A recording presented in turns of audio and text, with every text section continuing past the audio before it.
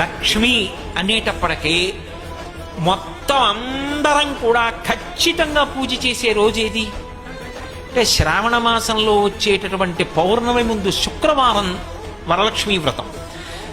ఆ రోజు తిథితో సంబంధం లేదు, వారంతో సంబంధం. ఏ తిథి ఉంది, ద్వాదశి ఉందా, త్రయోదశి ఉందా, చతుర్దశి ఉందా, లేకపోతే ఏకాదశి ఉందా, పంచముందా, సప్తముందాతో సంబంధం లేదు. చివరికి వచ్చేస్తుంటుంది శుక్లపక్షం.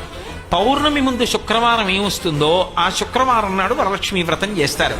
వరలక్ష్మీ వ్రతం చెయ్యడానికి అసలు ఈ వ్రతం ఉన్నది అని మొట్టమొదట లక్ష్మీదేవి ఎవరికి చెప్పింది? చారుమతికి చెప్పింది. తెల్లవారు లేస్తే మనం కథ జరుగుతాం. చారుమతి ఆ మాటకు అర్థం ఏమిటి? నిజానికి అద్భుతమైనటువంటి పేరు, ఆడపిల్లలకి పెట్టడానికి పరమయోగ్యమైనటువంటి పేరు చారుమతి. ఎంత చక్కటి పేరు! చారు అంటే సత్, మంచి అని, చాలా చక్కటి ఆలోచన కలిగినది, విశాల